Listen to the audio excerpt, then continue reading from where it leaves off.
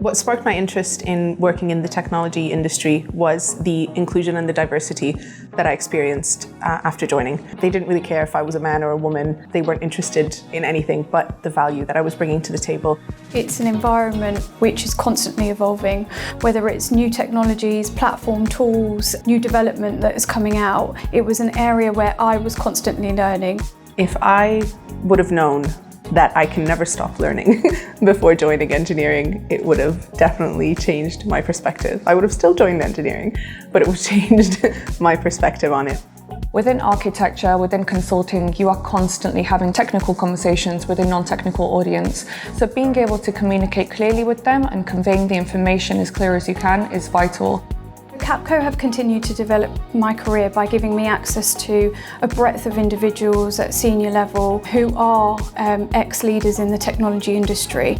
As a woman, being added to the engineering leadership team was a huge honour for me, especially because I knew that I was being recognised for my efforts and not because they needed to add another number to the diversity rota.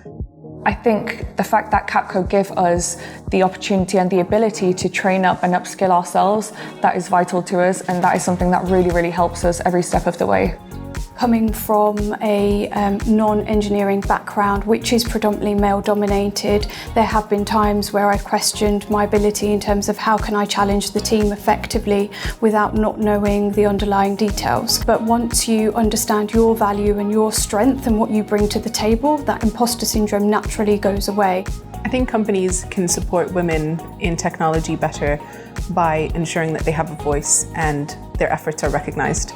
Making sure that we enable people to speak up for women ensures that we have the power to keep going in a very male-dominated industry.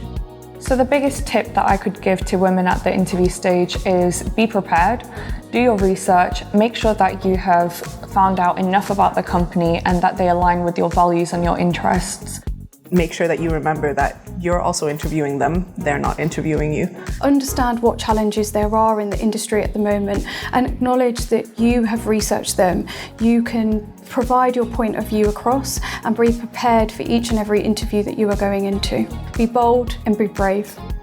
One of the greatest pieces of advice that I've received is if you hear something new, spend an hour looking it up.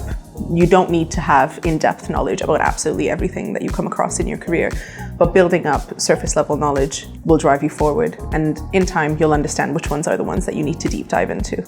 There are so many free resources out there now that are available to us all. There are websites that could teach you how to code, teach you consulting skills, and if you are genuinely interested, definitely take part in these courses because it would be so beneficial to you.